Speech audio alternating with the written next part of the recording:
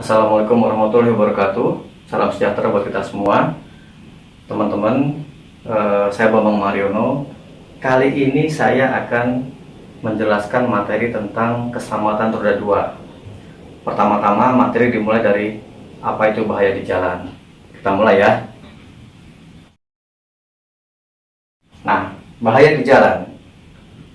Apakah bahaya itu? Ya.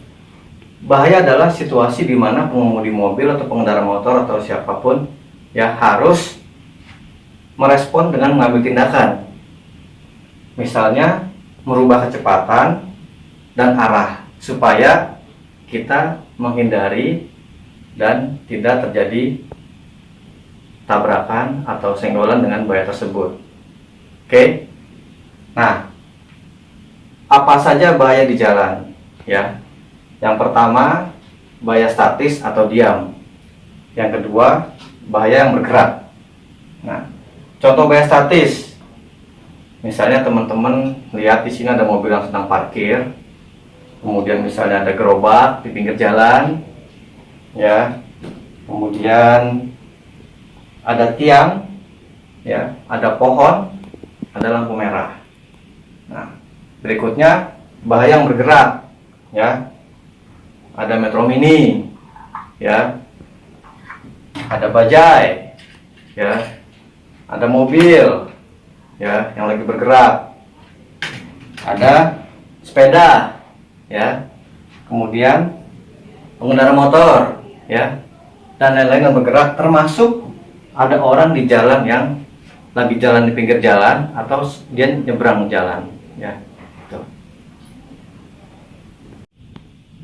Yang ketiga adalah kondisi cuaca dan kondisi jalan itu sendiri. Misalnya cuaca hujan, ya, ada angin lebat, ya. Kemudian kalau jalannya itu, ya misalnya jalanan yang rusak, ya, jalannya turun, menanjak, berliku nanjak, ya, itu namanya bahaya, ya. Yang keempat adalah kita atau Anda, ya kita. Ya, jika Anda tidak sehat untuk mengendaraan motor. Nah, itu 4 jenis bahaya yang perlu kita ketahui, ya, supaya kita bisa memastikan bahwa kita terhindar dari bahaya. Oke, teman-teman semua, ya, berikut adalah tips-tips bagaimana kita mengantisipasi bahaya statis, ya. Misalnya di perbaikan jalan, kondisi jalan yang rusak, atau di perempatan lampu lalu lintas. Pada dasarnya, setiap kita akan menemui bahaya-bahaya ini, ya, kita harus pertama cek spion dulu, ya, cek spion, kemudian kurangi kecepatan, ya. Hindari mendekati area perbaikan jalan kalau kita ada di perbaikan jalan. Kemudian pastikan situasi aman sebelum kita melakukan manuver atau melewati area perbaikan jalan. Nah, seperti itu. Begitu juga dengan jalan yang rusak, kita mendekati perempatan, cek spion, kurangi kecepatan. Kemudian perhatikan sekitar. Ya, kita menghindar. Seperti itu. Berikutnya saya akan menjelaskan tentang tips atau antisipasi menghindari bahaya bergerak, ya. Yang pertama, pejalan kaki, ya. Kalau kita menjumpai pejalan kaki, sabar sampai pejalan kaki itu misalnya dia menyeberang sampai dia selesai nyebrang, ya. Dan bila pejalan kaki ada di pinggir jalan, ya, caranya berikan klakson supaya dia ngerti kita mau lewat nih, dan pada saat kita mau melewati dia, kasih ruang, jangan terlalu mepet, kasih ruang baru kita lewati pejalan kaki. Nah, berikutnya pengendara sepeda, ya. Ini kalau pengendara sepeda ini kadang-kadang dia suka menghindari lubang nih, ya, bisa ke kiri bisa ke kanan, ya. Jadi kita harus waspada, kurangi kecepatan, perhatikan pengendara sepeda tiba-tiba di kanan, ya kita ke kiri, kita menghindar aja, ya. Nah, kemudian kasih klakson baru kita kasih ruang, kita baru bisa nyalip, ya. Kemudian kalau kita mau disalip sama mobil, ya, kita harus lihat spion, ya. Ya, kita agak ke kiri, jangan di tengah-tengah, ya. Kita kurangi kecepatan, kasih kesempatan mobil untuk menyalip, ya, seperti itu. Berikutnya, kalau kita menjumpai kendaraan besar, ya, seperti ini. Nah, ini hati-hati, ya. Kita harus lihat, biasanya kendaraan ini ngambil ruang cukup banyak, dia cukup banyak, besar. Nah, maka waspadalah, kurangi kecepatan, jaga jarak, ya, jaga jarak, aman motor kita, ya. Tuh. Kemudian kendaraan dengan muatan berbahaya.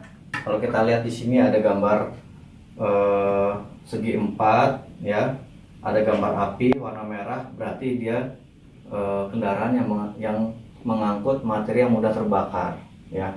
Hati-hati, kita jauhkan dengan kendaraan tersebut. Dan yang keenam, kalau kita lihat ada orang tua yang nyetir, kita juga harus waspada, karena biasanya responnya itu agak lambat, ya.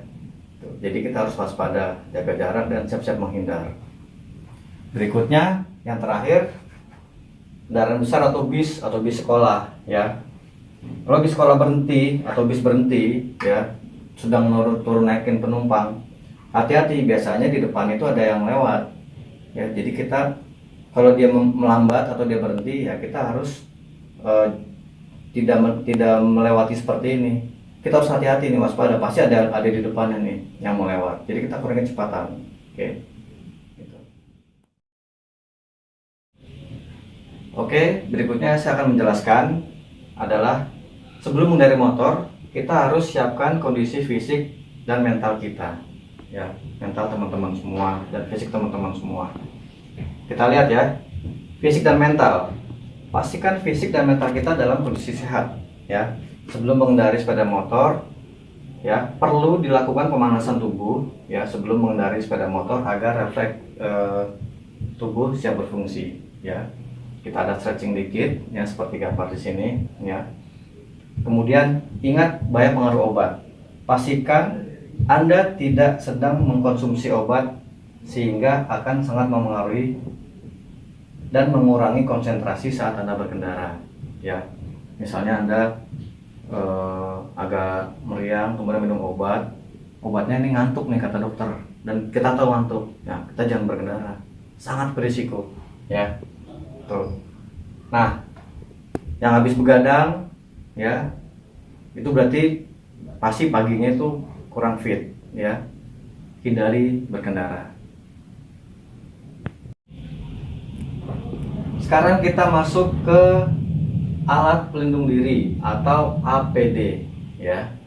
Nah, teman-teman, sebelum kita berkendara, tadi sebelumnya kita udah bahas kita harus sehat fisik dan mental. Yang berikutnya adalah APD. Apa aja APD yang perlu kita pakai? Yang pertama helm, ya, helm harus full face, ya. Syaratnya memenuhi standar SNI, ada logo SNI, ya, di helm itu, ya. Kemudian pelindung mata, ya. Kalau helmnya misalnya nggak ada pelindung mata, ya kita pakai pelindung mata, atau kalau helmnya sudah ada pelindung matanya, ya nggak perlu, ya. Yang ketiga, jaket sarung tangan, nih, jaket sarung tangan, ya. Kemudian yang keempat, sepatu, ya, sepatu. Yang kelima, jas hujan kalau kondisi hujan, ya. Nah, jaket diusahakan ada tambahan rompi, ya, yang berwarna terang supaya kita bisa kelihatan oleh pengguna jalan lain. Nah, helm, khusus helm ini, ya, mengenakan helm yang berkualitas dan diklik dengan sempurna, yang full face maksud saya, ya, akan satu, mengurangi resiko dan keparahan cedera hingga 72%. Yang kedua, mengurangi tingkat kematian hingga 39%.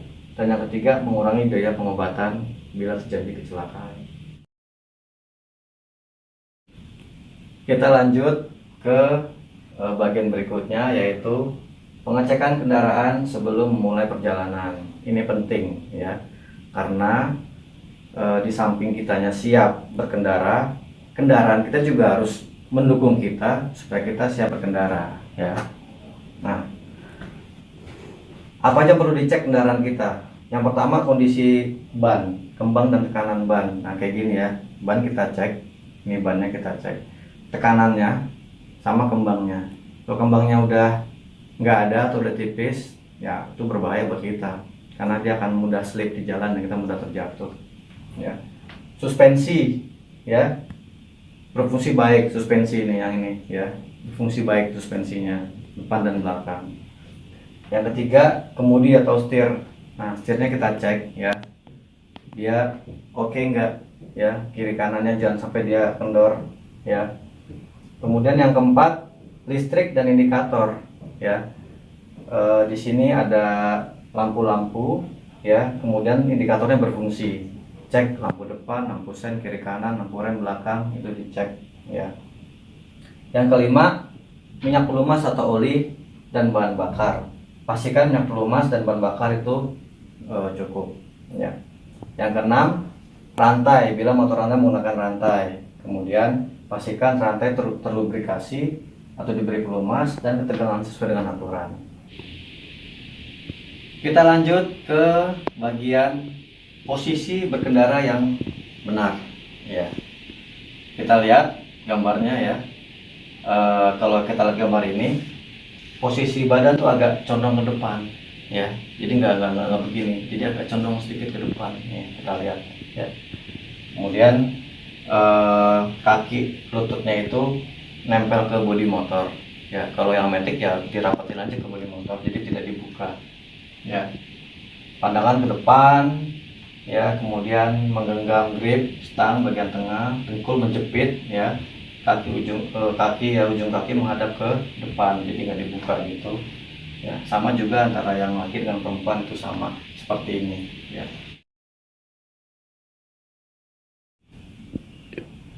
Sekarang kita masuk di bagian teknik pengereman yang aman, ya. Teman-teman perhatikan, karena banyak kecelakaan terjadi gara-gara pengereman yang salah, ya. Kapan pengereman dilakukan? Selalu perhatikan dan rencanakan dengan baik ke depan untuk menghindari pengereman secara mendadak. Nah, itu hindari, ya. Kemudian, ya, penekanan pada pedal atau tuas rem yang bertambah perlahan-lahan lebih baik daripada pengereman mendadak. Nah, itu nggak boleh. Kita harus rencanakan remnya, ya, baik rem tangan ataupun dengan rem kaki. Ikuti aturan berikut, ya. Gunakan rem saat posisi motor tegak, ya, tidak miring dan berada di jalan yang lurus. Mengerem di saat yang tepat, ya, dan atur penekanan tuas rem menyesuaikan kondisi jalan dan cuaca, ya. Di mana mengerem dilakukan, ya? Waktu yang tepat untuk mengerem adalah saat Anda di jalan lurus dan posisi motor tegak, ya. Pengendara yang baik selalu merencanakan ke depan dan menghindari mengerem di tikungan, ya. Karena di tikungan berat badan pengendara dan berat motor menjadi terlempar keluar, ya. Itu beresiko.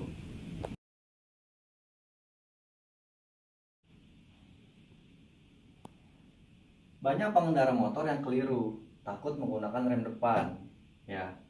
Untuk motor roda 2, ya, perhatikan, Anda harus menggunakan kedua rem, ya.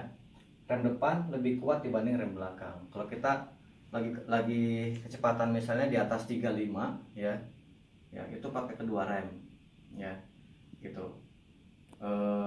Jangan salah satu, ya, kedua remnya aja, gitu, ya. Cara efektif untuk memberhentikan kendaraan di jalan yang rata dan dalam cuaca cerah: gunakan rem depan sesaat, kemudian gunakan rem belakang. Berikan penekanan yang lebih kuat pada rem depan, ya.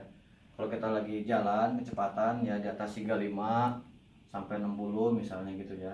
Ya, rem depan dulu sebentar, baru rem belakang. Ya, jadi rem depan sebentar, baru rem bareng sama rem belakang. Nah, gitu, ya. Berikan penekanan yang kuat pada rem depan. Dalam kondisi basah, ya, berikan penekanan yang sama pada kedua rem, jadi sama, ya, kekuatannya sama. Bila kecepatan Anda di bawah 35, ya, gunakan hanya rem belakang. Ingat, Bila kecepatan Anda di bawah 35, gunakan hanya rem belakang karena akan menghasilkan kontrol yang lebih baik. Karena kalau kita pakai rem depan, nanti dia ngunci, slip, kalau di kondisi basah, kita akan terpleset dan jatuh. Jadi gunakan rem belakang saja. Oke. Ini adalah tabel penggunaan rem, ya. Ya, ini kondisi jalan dan kecepatan. Ini rem mana yang digunakan, ya. Ini panduan aja, ya. Jadi kondisi jalan rata dan kondisi kering, ya kita lihat nih yang warna hijau, ya rem depan rem belakang. Kalau ada 2 centang berarti dia lebih kuat, tapi bareng itu lebih kuat, ya udah dipakai. Jalan rata kondisi basah kekuatannya sama depan dan belakang, ya gitu. Nah kecepatan di bawah 35 depan nggak usah dipakai, ya yang dipakai yang belakang. Kemudian di tikungan, ya sebenarnya tikungan ini tidak boleh ngerem. Tapi kalau teman-teman pengen ngerem, ya itu harus agak dicondongin dulu, posisi motornya ditegakin dulu, pakai hanya rem belakang saja atau engine brake, ya seperti ini tabelnya, ya. Gitu.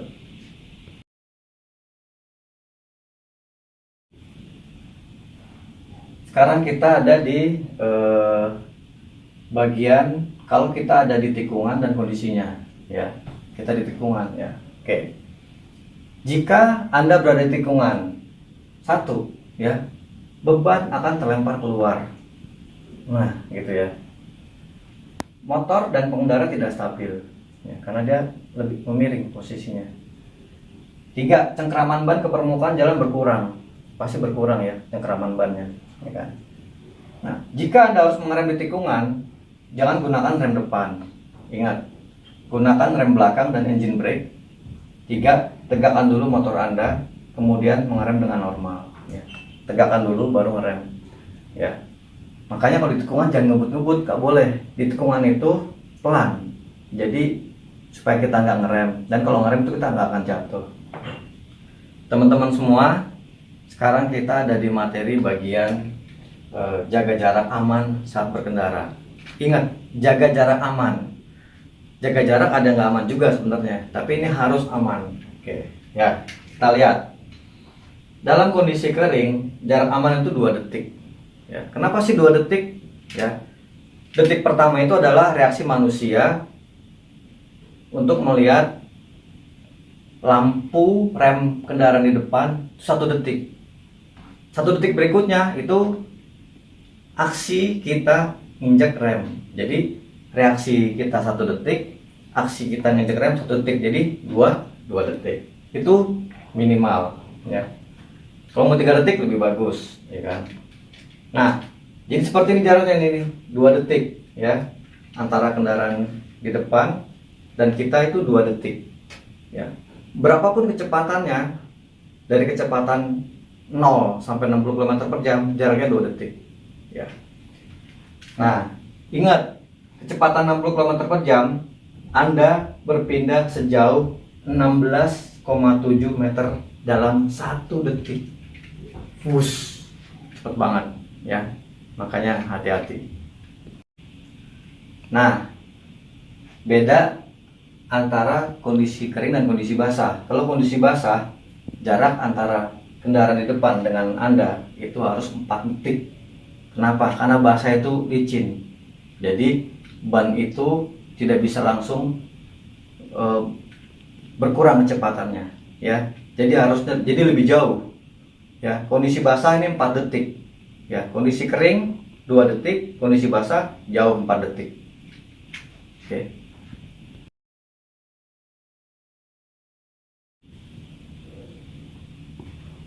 Sekarang kita ada di materi bagian cara menentukan jarak aman 2 atau 4 detik, ya. Caranya gimana nih kita biar bisa 2 detik, minimal 2 detik, ya kan. Berapapun kecepatannya, ya. Mau dari 0 sampai 60 misalnya. Oke. Yang pertama, ya, samakan kecepatan kendaraan Anda dengan kecepatan dari depan. Samakan dulu, ya, samakan dulu, ya. Jalan antar kota nih, samakan dulu, ya. Udah kira-kira udah sama, ya. Tentukan benda statis di sekitar jalan, misalnya pohon, tiang listrik dan lain-lain. Ada pohon nih, ya. pohon. Oke, kita cari pohon ya. Nah, yang ketiga, saat kendaraan di depan pas di posisi benda statis yang tadi pohon tadi ya, mulailah menghitung 1 dan 1, 1 dan 2. Nah, 1 dan 1 itu adalah 1 detik. 1 dan 2 berarti 2 detik. Oke, saya ulang ya. 1 dan 1, 1 dan 2 berarti itu 2 detik. Nah, oke, kita mulai ya caranya ya. Nih, ini pohon, ini pengendara di depan kita, ini Anda nih ya. Udah sama jaraknya, udah sama kecepatannya ya. Begitu ini sampai di pohon, hitung 1 dan 1, 1 dan 2, 1. Nah, kalau ini 1 dan 2 ya, di sini kita hitung dulu, berarti jarak kita udah aman 2 detik. Tapi kalau kita segini misalnya 1 dan 1, 1 dan belum sampai 2 detik, nah ini tidak aman nih, nggak boleh nih, kita harus mundur lagi. Tuh. Jelas ya, saya ulangi ya. Samakan kecepatan, cari benda statis misalnya pohon ya. Kita mulai nih ya.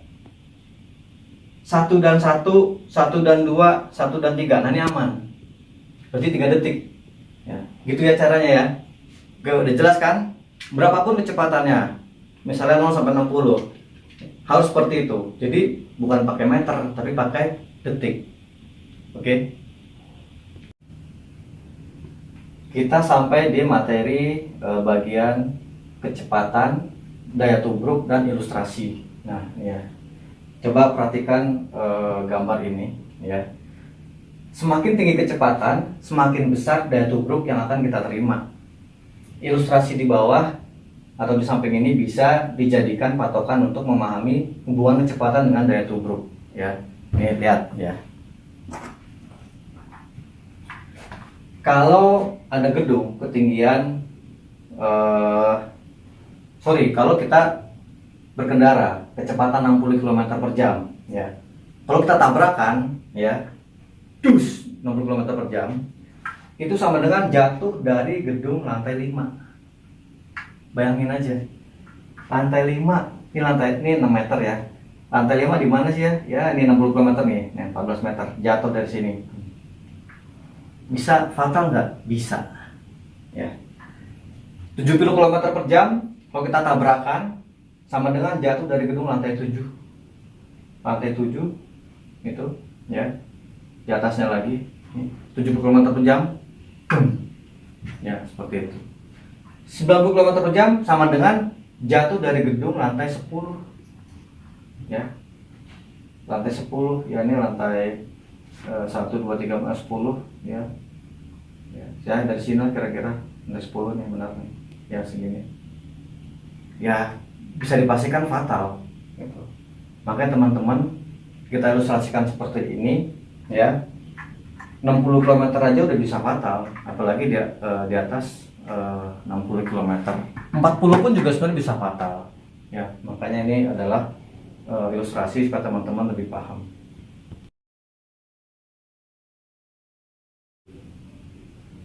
Oke, sekarang kita ada di materi bagian jika ban Anda slip ya. Saya jelasin dulu, apa itu slip. Slip adalah kondisi ban mengunci saat motor masih melaju atau bergerak. Bayangin aja, ban yang kunci, jadi dia nggak bergerak ya di jalan, jadi dia nggak bergerak gini. Nah kalau bergerak kan ini roda berputar, ini berputar ya, ini berputar, ini bergerak, nggak ngunci, nggak slip. Tapi ini slip, nah gini, yang belakang slip. Nah itu namanya slip, kunci. Dalam kondisi darurat dan jalan basah akan mudah terjadi slip ya. Maka hindari mengerem dengan kuat yang bisa menyebabkan slip dan sulit untuk mengembalikan kontrol motor Anda ya. Makanya kalau ngerem itu jangan langsung dikunci. Jadi ban bisa slip kayak gini nih. Ini kan lagi bagus nih, tiba-tiba direm. Nah ini bahaya ya, karena bannya kunci, kita bisa terjatuh ya. Jika Anda tidak memiliki rem ABS atau anti-lock brake ya, dan ban Anda slip, lepas rem Anda, lepas saja remnya udah, biar dia balik lagi ya, sehingga supaya ban bisa berputar lagi ya gitu. Jadi kalau lagi slip gini, remnya lepas, nah jadi dia gerak lagi ya kan. Kemudian rem lagi perlahan-lahan ya jangan kenceng-kenceng lagi, pelan-pelan ya, gitu, sambil dikocok-kocok lah pelan-pelan gitu, sampai kita bisa kontrol lagi. Tapi jangan terlalu kayak tadi, jangan diulang lagi, jangan langsung dibejek gitu loh ya. Nah, berikut saya jelasin penyebab slip ya. Antara lain merubah arah secara tiba-tiba dan ngebut. Nah, itu dia. Nih, kita lagi ngebut nih ya. Tiba-tiba kita belok. Nah, kita bisa slip nih. Nah, gitu. Bisa depan, bisa belakang, bisa depan. Nah, itu bahaya ya. Menarik gas full secara langsung, lagi diem nih ya, dia muter kencang, nah itu slip ya. Kemudian ngerem dengan kuat atau langsung ditekan habis gitu ya. Kemudian gabungan dari ketiga penyebab ini, teman-teman ya, hindari penyebab slip ini karena bisa sangat berbahaya.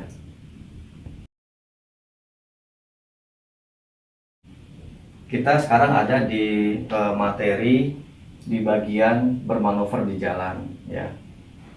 Sebelum Anda bermanuver, berpindah atau bergerak, Anda harus melakukan 3 hal berikut ya. Yang pertama, gunakan spion Anda dan cek bagaimana aksi Anda akan menyebabkan efek kepada lalu lintas di belakang Anda. Yang kedua, gunakan lampu sen ya. Yang ketiga, menoleh ke belakang ya, sebagai pengecekan terakhir pada blind spot Anda ya, blind spot ya. Jadi sebelum kita manuver, kita di belakang kendaraan ini misalnya, cek spion dulu ya kan, kemudian kasih lampu sen, menoleh, aman, baru kita lewat gitu.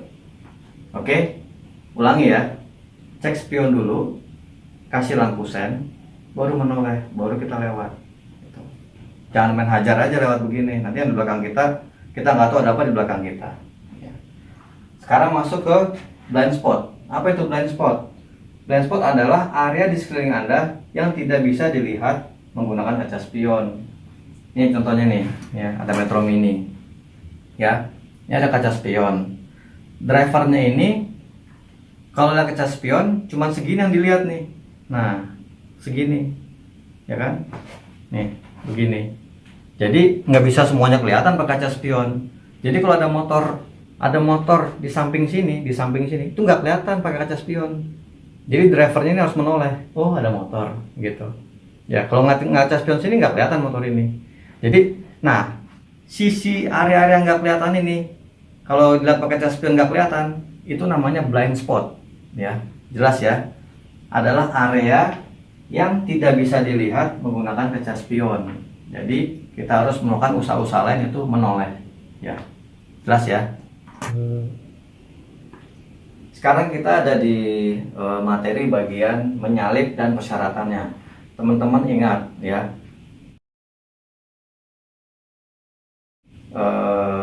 kita itu menganalisa kecelakaan roda 2 ya.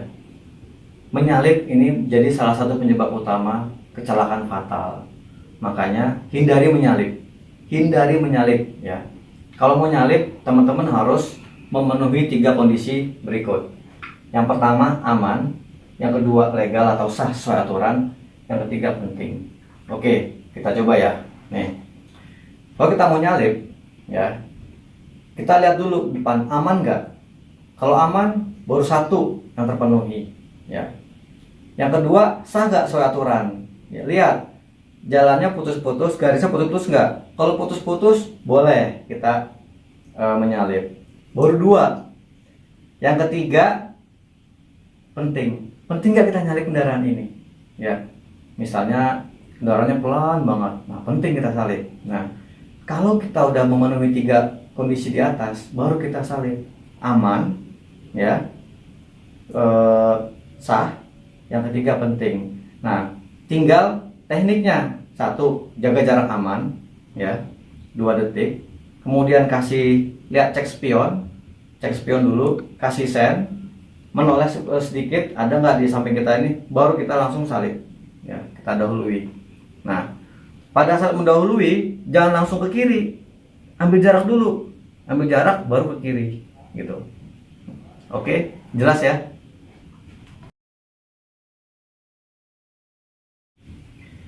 Ini adalah materi tentang bagaimana kita berkendara. Pasti ada cuaca cerah, ada cuaca hujan. Nah, ini adalah cuaca hujan berkabut dan terik. Ya, hujan disertai petir.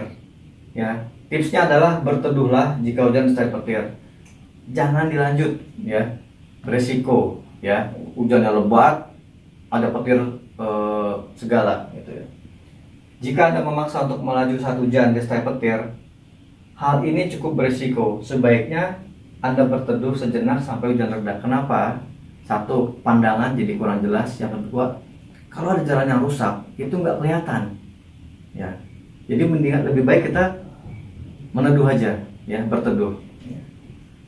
Kalau kita benar-benar terpaksa harus jalan, nah itu namanya ambil resiko sebenarnya. Tapi ada tipsnya, ya. Dengan menyalakan lampu depan, pengendara motor atau mobil di depan Anda dapat melihat keberadaan motor Anda dari kaca spion yang memantulkan cahaya dari lampu depan motor Anda. Tapi ingat, ya, saya tidak merekomendasikan untuk melanjutkan perjalanan dalam kondisi hujan. Oke.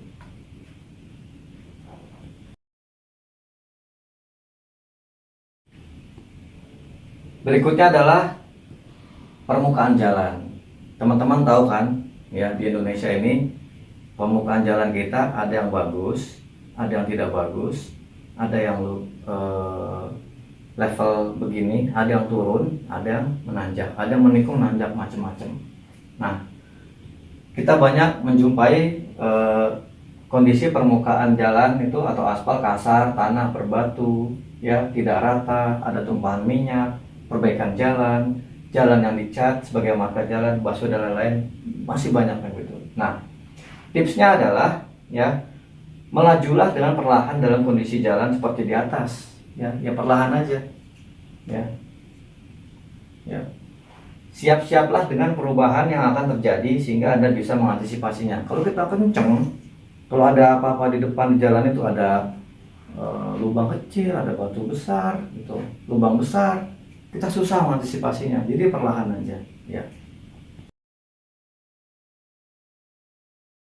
Teman-teman semua, saya akan coba jelaskan materi di bagian melihat dan terlihat. Jadi kita melihat semua sekeliling dan kita sebagai pengendara harus terlihat oleh pengendara lain. Saya ulangi, ya, kita harus terlihat oleh pengendara orang lain. Oke. Ini ada gambaran kaca spion motor, ya. Seperti yang tadi saya jelaskan sebelumnya. Ini yang putih ini adalah yang bisa dilihat oleh kaca spion. Tapi yang warna orange itu yang nggak bisa dilihat oleh kaca spion, ya. Oke. Anda harus melihat pengguna jalan lain setiap saat Anda sedang berkendara. Perhatikan apa yang Anda lakukan perhatikan apa yang akan dilakukan oleh pengendara lain dan siap-siaplah untuk menghindar. Prinsip, ya, sebelum menghindari bahaya di depan, lihat kaca spion. Itu wajib. Nomor 1, lihat kaca spion. Sebelum menghindari bahaya di depan, lihat kaca spion, tentukan arah aman manuver Anda. Kemudian hindari bahaya di depan dengan aman, ya. Keterangan, ini area 1, area yang bisa dilihat pakai kaca spion. Area 2, area blind spot, ya. Jadi seperti ini, ya, gitu. Nah, nih kaca spion. Ini kaca spion yang diganti nih, ya. Jangan sekali-sekali ganti. Ini adalah materi tentang berkendara di persimpangan jalan, ya. Perhatikan kendaraan yang datang dari kiri, dari kanan, depan, dan belakang, serta pastikan tidak ada kendaraan yang mengikuti Anda dengan jarak yang sangat dekat, ya. 1. Kalau di perempatan ada lampu merah, jangan menerobos lampu merah. Jangan pakai patokan belum merah-merah kali, jangan. Bisa fatal, ya. Kita lagi lampu merah, pas merah, ini belum hijau tapi, terus belum merah-merah kali, kita maju. Dan dari sini, di sini udah ngitung nih, wah ini di sini udah kuning, dia udah tahu ini mau hijau, dia udah ajar terus, wah bisa tabrakan kita. Jangan menerobos lampu merah. 2, berhenti di tempat yang benar, ya. Kalau kita mau belok kanan ya berarti dia di sebelah kanan, sisi kanan. Kalau kita mau lurus agak di tengah-tengah. Kalau kita mau belok kiri ya berarti di sebelah kiri gitu. Pilih dengan tujuan kita mau kemana. Periksa lalu lintas dari arah kiri kanan. Jadi cek menoleh ya, head check. Juga depan belakang, pakai spion juga kita cek. Kita mulai start ya di perempatan. Baik setelah lampu merah atau lainnya, jangan memotong jalan ya. Jadi maksudnya kalau kita udah lampu merah, lampu di persimpangan nih ya, kalau kita memang mau lurus ya lurus aja, jangan kita tiba-tiba ganti arah, tiba-tiba kita ke kanan, karena posisi kita di posisi tengah, nanti berbahaya kalau kita motong ke kanan. Atau kita tiba-tiba merubah haluan, tadi mau lurus kita jadi ke kiri, kita posisi di tengah, nanti bahaya.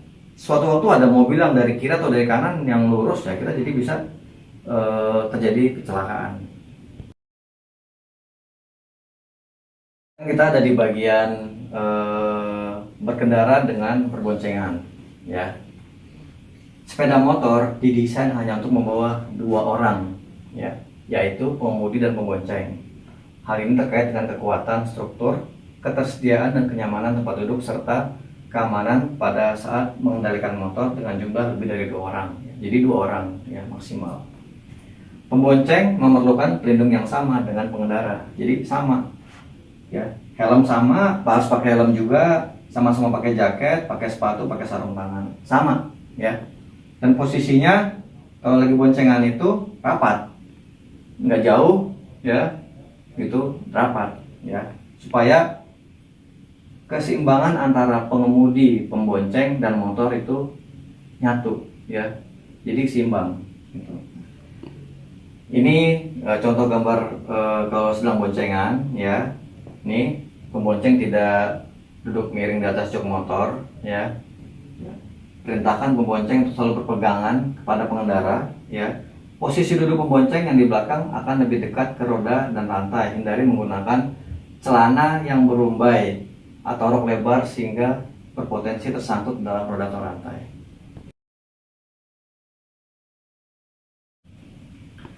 Kita ada di bagian gangguan-gangguan ya. Teman-teman kan juga paham kalau kita lagi berkendara itu pasti banyak gangguan, baik dari luar maupun dari diri kita sendiri. Nah, supaya kita berkendara itu aman, satu, jangan mendengarkan musik ya. Pastikan HP Anda dalam kondisi off.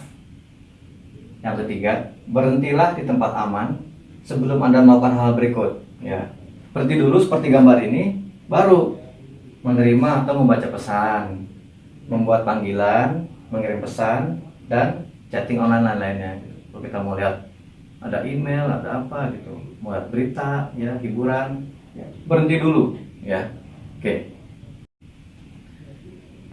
Bagian berikutnya adalah materi tentang perawatan kendaraan, ya.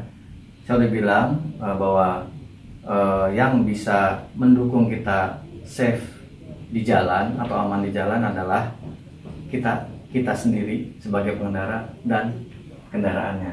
Nah, makanya kendaraan itu perlu kita rawat secara rutin. Untuk menunjang keselamatan di jalan, motor Anda memerlukan perawatan secara rutin. Nah, makanya perawatan secara rutin harus dilakukan untuk memastikan motor Anda adalah aman dan layak di jalan. Ya. Dengan perawatan rutin, juga memastikan motor Anda hemat bahan bakar dan ramah lingkungan.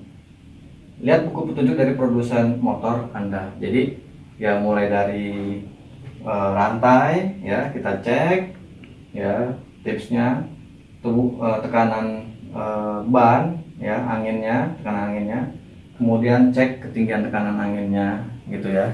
Jadi teman-teman harus memastikan pengecekan untuk memastikan motornya itu layak di jalan. Yang perlu dicek apa aja sih teman-teman ya? Cek bagian kontrol ya, cek fungsi indikator dan pastikan fungsi baik ya, ada speedometernya, semua indikator lampu sen itu nyala gitu ya. Kemudian kelistrikan, aki, tombol-tombol, lampu, klakson ya, suspensi dan kemudi ya, tekanan dan roda-roda ya, termasuk roda-roda, tekanan, kembang rem depannya, bearingnya, mesin dan transmisi, olinya, air pendingin, ya kan, dan lain-lain. Kemudian lampu-lampu kita cek semuanya, gitu ya. Oke.